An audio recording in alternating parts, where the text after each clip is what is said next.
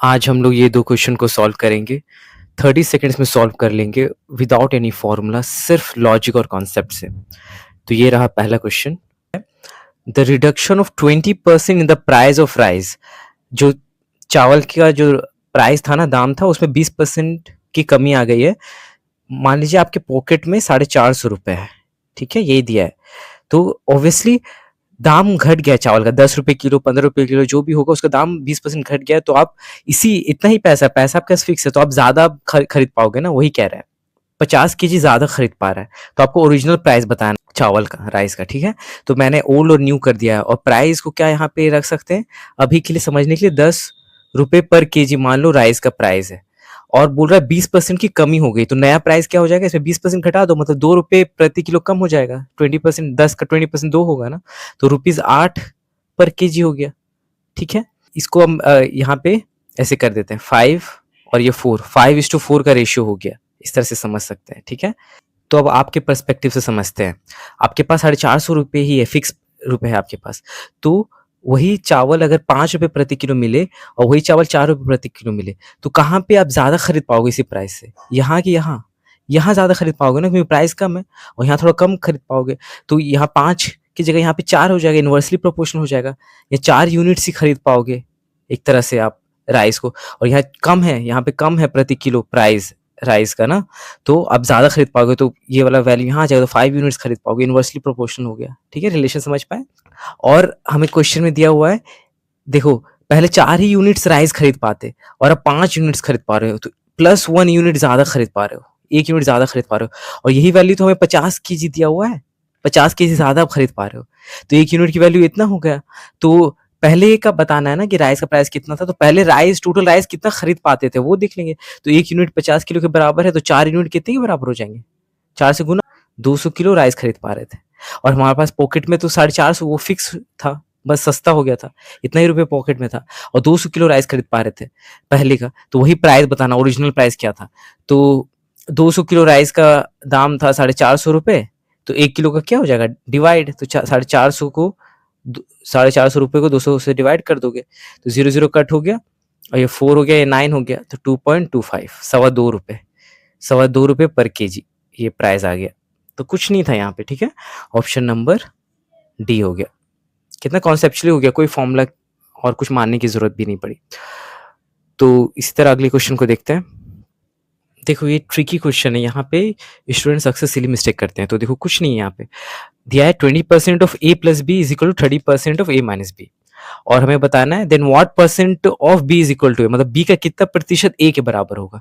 तो हम a और b का रिलेशनशिप निकाल लेंगे रेशियो में। तो यहाँ पे क्या करेंगे, 20% और 30%। तो परसेंट का मतलब क्या होता है, देखो कुछ करने की जरूरत नहीं, परसेंट का मतलब 20/100, तो ये हट गया साइन, और यहाँ 100 लगा दिया।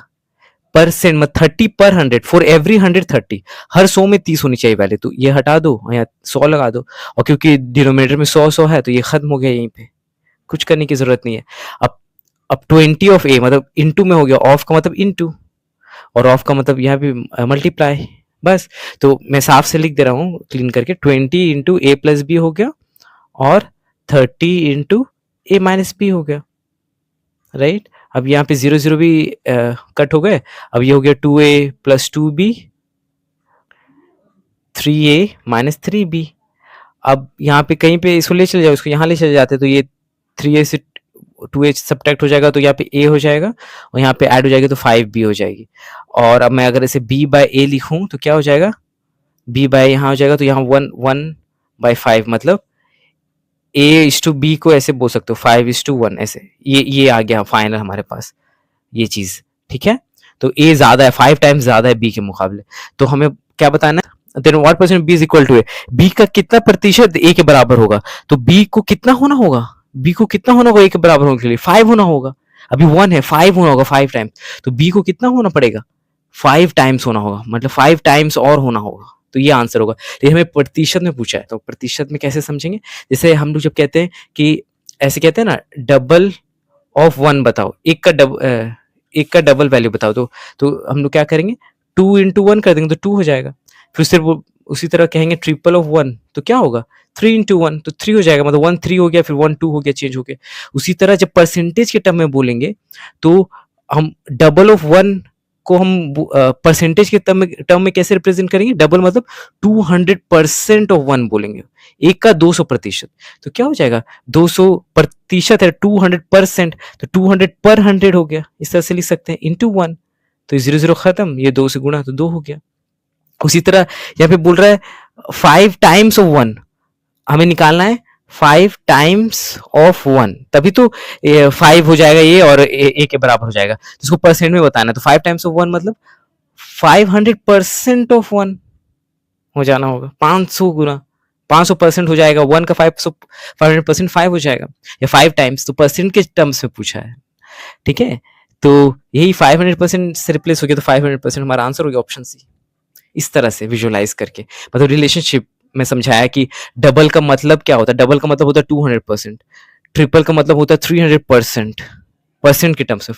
5 टाइम्स का 500%, 10 टाइम्स का 1000%, इस तरह से। तो इस तरह से माइंड मैप बन जाएगा और कन्फ्यूजन नहीं होगी चीज़ों को लेकर, ठीक है। So thanks for watching and have a good day.